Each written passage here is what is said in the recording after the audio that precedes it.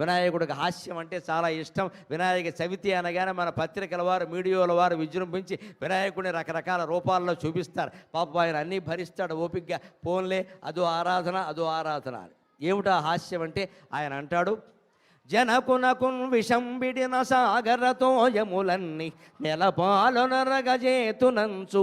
జనకునకున్ విషంబిడిన సాగరతోయములన్నీ నెలపాలొనరగజేతునంచు. కరమూదిన గౌరియు జూచి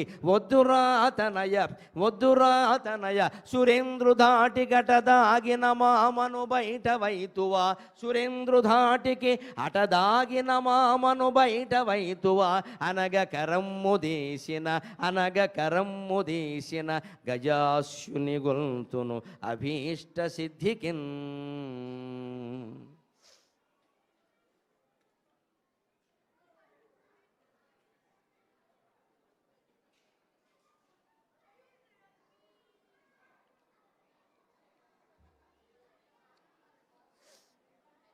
ఈ పద్యానికి మంచి నేపథ్యం ఉంది. ఓ రోజు మధ్యాహ్నం కైలాసంలో పార్వతీదేవి, పరమేశ్వరుడు, వినాయకుడు అందరూ ఉండగా, ఇంకా అప్పుడు కుమారస్వామి పుట్టల, వినాయకుడే పుట్టాడు. మధ్యాహ్నం 1 గంట అయింది. భోజనాలు చేశారు.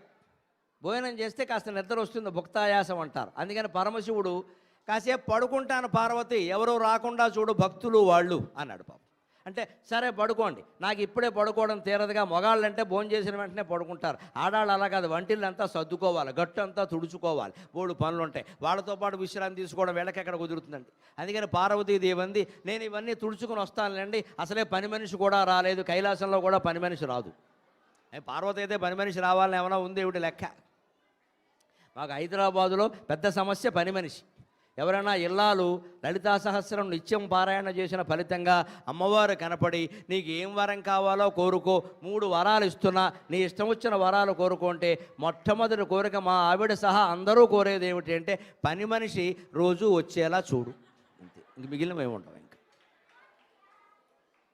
రెండో వరం, పోనీ అమాయకురాల పని మనిషి గొడవ ఎందుకే, పని మనిషి రాకపోతే నేను వస్తాను పోని, ఏదన్నా కోరుకో అని. అంటే ఆత్మజ్ఞానం అడుగుతుందేమో, ఏదైనా ఇద్దామని పాపం అమ్మవారు ఆశ. అందుకే రెండో వరం కోరుకో అంటే రోజు వస్తే కుదరదు, పొద్దున్న 6ంటికే వచ్చేలా చూడు. అప్పుడు అదే గొడవ. అప్పుడు కూడా ఇంకొక వరం ఇస్తున్నా, కాస్త తెలివైన వరం కోరుకోవే పిచ్చిదానా అంటే అప్పుడు కూడా 3వ వరం ఏం కోరుతారో తెలుసా? ఏదైనా పచ్చడి కూర పెట్టిస్తే గిన్నె పట్టుకెళ్ళి మళ్ళీ పట్టుకురావట్లా, ఎప్పటికప్పుడు తెచ్చేలా చూడు. ఇంతే. అందుకని అమ్మవారు ఏం చేస్తుంది, నీ ఇల్లు బంగారం. కానీ ఎన్ని అవకాశాలు ఇచ్చినా పని మనిషో తప్పితే వేరే గొడవే లేదు నీకు, పో పని మనిషి నువ్వు పడండి అని వెళ్ళిపోతుంది. మనకి పని మనిషి దక్కింది, పార్వతీదేవి పోయింది. ఎప్పుడు మానవ జీవితం ఎలా ఉంటుంది అంటే ఎప్పుడు ఏ సమస్య ఎదుర్కొంటున్నామో అది చాలా తీవ్రంగా కనపడుతుందండి. గడిచిపోయినవన్నీ తేలిగ్గా ఉంటాయండి. అసలు ఇప్పుడున్న సమస్య కంటే చాలా తీవ్రమైనవి మనం పూర్వం ఎదుర్కొని ఉంటాం ఖచ్చితంగా. వాటిని మనం భేదించాం. అవి ఒకసారి గుర్తు చేసుకుంటే ఇప్పుడు కూడా ఎదుర్కొంటాం. కానీ బలహీనత ఎక్కడొస్తుంది అంటే ఇప్పుడు వచ్చిన తలనొప్పి పూర్వం వచ్చిన కడుపు నొప్పి కంటే గొప్పగా కనిపిస్తుంది. ఏముండదు, అది అన్నీ ఒకటే. మనం ధైర్యం కోల్పోతాం వెంటనే. అందుకని అలా ఆలోచిస్తాం. అందుకని పార్వతీదేవి కూడా సమస్య. అందుకని నాకు పడుకోవడం తీరదు కదా, మీరు వెళ్ళి పడుకోండి అని కాసేపు వీడిని చూసుకోండి. పిల్లాడు అలర చేస్తూ ఉంటాడు, మరి పిల్లాడే కదా ఎవరికైనా అని వినాయకుడిని అక్కడ ఇచ్చిందట. ఆయన ఏం చేశాడు, ఒరే దారా గణపతి దా అని పక్కన కూర్చో అని ఈయన పడుకున్నాడు. నిద్ర పట్టేసింది. మంచుకొండ చల్లగా ఉంటుంది, ఫ్రిడ్జ్ ఏసీ శుభ్రంగా పట్టేసింది. అప్పుడు ఏమైందండి, ఈ బాలగణపతి చిన్నవాట దీపాల పిచ్చయ్య శాస్త్రి గారు మహానుభావుడమ్మ, గొప్ప కవి, గొప్ప అవధాని. ఆయన కొన్ని వేల పద్యాలు సేకరించి చాటుపద్య మణిమంజరి అని వేశారు. ఆ మహానుభావుడు ఆ కృషి చేయకపోయి ఉంటే ఎన్నో పద్యాలు కాలగర్భంలో కలిసిపోయి ఉండేవి. ఆయన గణపతి మీద చమత్కారంగా రాశాడు. బాలగణపతిని దగ్గర పెట్టుకుని శివుడు అన్నట్ట, ఒరే అబ్బాయి మాట్లాడకుండా పడుకో, నేను కూడా పడుకుంటున్నానే, మీ అమ్మ మళ్ళీ కోప్పడుతుంది, అమ్మ కోప్పడుతుంది, ఈయనేం అండవు అని అన్నాడు. ఆయన పడుకున్నాడు. ఈయన ఏం చేశాడు, చిన్నపిల్లలు ఎప్పుడైనా మీరు గమనించండి, తల్లి పడుకున్నా తండ్రి పడుకున్నా పక్కన పడుకోమంటే పడుకోరండి. వాళ్ళకి నిద్ర వచ్చే వరకు పడుకోరండి. అంతవరకు ఏం చేస్తారో తెలుసా, తల్లిని కానీ తండ్రిని కానీ అంతా గమనిస్తూ ఉంటారు పైనుంచి కిందికి. అమ్మ జోకాలు ఎలా ఉన్నాయి, ముక్కు పొడక ఎలా ఉంది, మెళ్ళో మంగళసూత్రం ఏమిటి ఇలా వేలాడుతుంది అని లాగుతూ ఉంటారు, పీకుతూ ఉంటారు, జుట్టు లాగుతూ ఉంటాడు, పడుకోడు. అలాగా గణపతి శివుణ్ణి చూశాట పైనుంచి కిందికి. ఆయనకు అనుమానం వచ్చింది. శివుడు మొత్తం అంతా తెల్లగా ఉంటాడు. శివుడు అంటే తెలుపు, అమ్మవారు నలుపు. అందుకే ఆవిడని కాళీ అంటారు. కాళీ అంటే నల్లగా ఉంటుంది, అంతకంటే ఎలా. శివుడు తెలుపు, అంతా తెల్లగా ఉన్నాడు. కంఠం దగ్గర మాత్రం నల్లగా ఉంది, మరి విషం తాగిన మచ్చ. అందుకని అనుమానం వచ్చింది, చిన్నపిల్లలు కదా, రకరకాల అనుమానాలు వస్తాయిగా. అదేమిటి నాన్నగారు మొత్తం తెల్లగా ఉన్నారు పైనుంచి కిందికి, ఇక్కడ ఒక్కచోట నల్లగా ఉందేమిటి?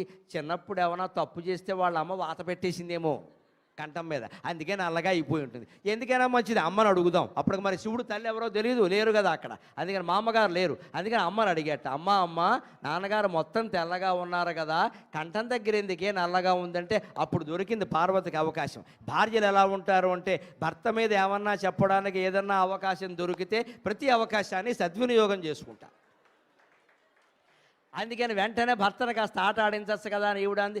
ఏం చేస్తాను ఆయన, చాదస్తొప్పమగుడు చెబితే వెంట కొడితే ఏడుస్తాడని. మీ నాన్నగారు ఒక రకమా నాయన, ప్రతిదానికి పరిగెట్టేస్తారు, ఊళ్ళో ఏ పని వచ్చినా ఈయన్నే పిలుస్తారు, ఇంటి పనులు అన్నీ మానేసి సింగపూర్ తెలుగు సమాజం తిరుగుతూ ఉంటాడు, బయట పని ఏమీ లేదు ఈయనకి, ఇంట్లో చెప్పిన పనులు చేయరు, పిల్లల్నేమో నాకు అప్పగించేస్తారు ఇక్కడ.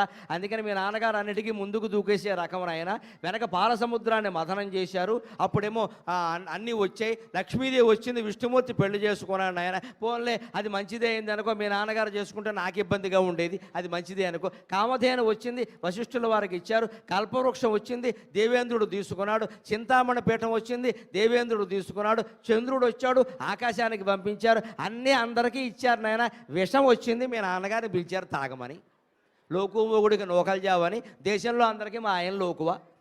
మంచి మంచి పదార్థాలన్నీ వచ్చినప్పుడేమో పోనా కల్పవృక్షం కామధేనువు నాకు ఇవ్వకూడదా, ఇంట్లో పని మనిషి నాకు ఇబ్బంది పడుతున్నా ఏదైనా చేసుకునేదాన్ని కాస్త ఆ చింతామణి పీఠం, విలువైన వస్తువులన్నీ వాళ్ళంతా తీసుకుని పనికిరాంది విషం, ప్రాణాంతకం, పైగా తాగితే చచ్చిపోతారు కూడా. అది వచ్చేసరికి మా ఆయన కనబడ్డాడు, మీ నాన్నగారు అన్నిటికీ లోకునైనా. ఈయనకి వెంటనే పిలిపించి పరమేశ్వర కాపాడు అనగానే, పోనీ మేము ఇక్కడ ఉన్నావు, నువ్వు ఉన్నావు, పిల్లాడు ఉన్నావు, కనీసం ఎల్ఐసి అయినా చేయాలి కదా, విషం తాగేస్తే ఏమైనా జరిగితే మా పరిస్థితి ఏమిటి ఇక్కడ, కనీసం ఓ 10 లక్షల ఎల్ఐసి అయినా లేదా, ఏమీ లేదా, మా పేరు పాలసీ కట్టలేదా. ఈయన నేను వస్తున్నా అని పరిగెట్టుకు వెళ్ళిపోయాడు ఆయన. అదిగో ఆ విషం తాగాడు, ఆ విషం తాగడం వల్ల అది కంఠంలో ఉండిపోయింది నాన్న, కిందకి వెళ్ళలేదు, పైకి రాలేదు, అందుకని మచ్చ మిగిలింది. ఇది మీ నాన్న కథ అంది. వెంటనే వినాయకుడు కోపం వచ్చిందండి. సముద్రుడు విష్ణుమూర్తికి లక్ష్మీదేవిని ఇస్తాడా, ఆకాశానికి చంద్రుణ్ణి ఇస్తాడా, ఇంద్రుడికేమో 60,000 మంది అప్సరసలను ఇస్తాడా, వశిష్ఠ మహర్షి కామధేనువు ఇస్తాడా, మా నాన్నగారిని లోకు కట్టి విషం ఇస్తాడా, అందరినీ గౌరవించి మా నాన్నగారిని అవమానిస్తాడా, మా నాన్నగారు ఊరుకుంటే నేను ఊరుకుంటానా, యంగ్ టర్క్ యువతరం మేము ఊరుకుంటే ఎలాగా అని వెంటనే నా తొండంతో మొత్తం సముద్రాన్ని పైకి లాగి భూమి మీద వారబోసేస్తా. సముద్రుడికి నా సంగతి ఏమిటో చెబుతాను. జనకునకు విషం బిడిన సాగరతో యములన్నీ నెలపాలొనరగజేతునంచు. మా నాన్నగారికి విషం ఇచ్చినటువంటి సముద్రుడిని నేను మింగేస్తా, లాగేస్తా, భూమి మీద పోసేస్తా, సముద్రుడిని తీసుకెళ్ళి ఏం జరుగుతుందో చూస్తా అని సముద్రాన్ని మొత్తం లాగేస్తా అన్నట్ట. అప్పుడు వెంటనే పార్వతీదేవునికి వచ్చింది. కరము ఊదిన తొండం ముందుకు చాపెట్ట అనుకుంటే అంతా చేయగలడు ఆయన. ఎందుకంటే ఒక్క మాట చివరిగా మనం చెప్పుకోవాలంటే, గణపతి ఒక కల్పంలో శివపార్వతుల కుమారుడుగా జన్మించాడు. ఒక కల్పంలో, కల్పం శ్వేతవరాహ కల్పం, మేఘవాహన కల్పం, పద్మకల్పం, ఇలా అనేక రకాల కల్పాలు ఉన్నాయండి. ఒక కల్పంలో శివపార్వతుల కుమారుడుగా జన్మించాడు. కానీ గణపతి యొక్క మూల స్వరూపం అందరు దేవతల కంటే మొట్టమొదట పుట్టిన స్వరూపం అది. అందుకే వేదంలోనే గణానాం త్వా గణపతిగం హవామకే కవిం కవీనాముపమశ్రవస్తవం జ్యేష్ఠరాజం బ్రహ్మణస్పద ఆనుశృణ్వన్నోతిభిశ్చేదసాదనం అని వేదంలో కీర్తించారు. ఒక కల్పంలో శివపార్వతుల కళ్యాణంలో గణపతి ఆరాధన చేశారు, లక్ష్మీనారాయణుల కళ్యాణంలో గణపతి ఆరాధన చేశారు. అంటే గణపతి కేవలం మనకు కనపడుతున్న గజముఖంతో ఈ కల్పంలో ఉన్నాడు, అంతకుముందు అనేక రూపాలతో ఉన్నాడు ఆయన. అందుకని దేవతలందరికీ ఆది దైవం గణపతి, అందరి దేవతల్లోకి అధికుడైన వాడు గణపతి. అందుకే మన హిందువుల ఆరాధనలో వినాయక చవితికి ఉన్నంత హడావిడి మరే పండుగకి ఉండదు. మొత్తం ఊరేగింపులు కానీ, జై జై నినాదాలు కానీ, పెద్ద పెద్ద విగ్రహాలు కానీ, హడావుడి ప్రసాదాలు కానీ, పంపకాలు కానీ, చివరికి చందాల వసూళ్ళు కానీ, అందులో నొక్కేయడం కానీ అన్నీ ఎక్కువే. మొత్తం మీద ఏదైనా సరే అన్ని రకాల ఎక్కువగా ఉంటాయి. అంత హడావుడి, అంత దేవుడు. అందుకని ఈ కల్పంలో ఆయన పుట్టి ఆయన అనుకున్నట్ట ఆయన లాగేయగలడు, అనుకుంటే సముద్రాన్ని మొత్తం లాగేయగలడు. మళ్ళీ పార్వతీదేవి అనుకుంది, సముద్రం ఇలా లాగేసి భూమి మీద పోసాడు అనుకోండి, ఎవరికి నష్టం? ముందు మునిగిపోయేది మా కాకినాడ, మాకే నష్టం.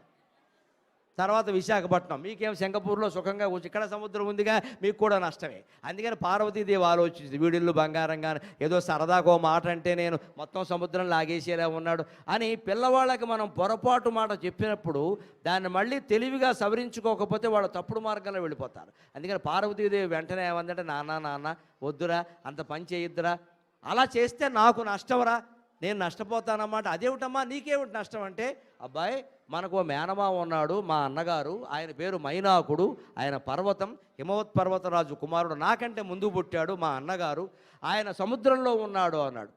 సముద్రంలో ఉన్నాడు అంటే వెంటనే వినాయకుడు ఏమన్నాడు, సముద్రంలో మా మావయ్య ఉన్నాడా? చెప్పనే లేదు, దసరా హాలిడేస్కి వెళ్ళేవాళ్ళం కదా సెలవులు ఇచ్చినప్పుడు, ఇంతవరకు మాకు చెప్పలేదు. ఏం చెప్పమంటావు నాయన, ప్రాణభయంతో సముద్రంలో దాక్కున్నాడు. వాళ్ళ ఇంటికి మనం వెళ్ళామనుకో, టీవీలో వాళ్ళు ఎవరైనా చూస్తే మనకే ఇబ్బంది నాయన.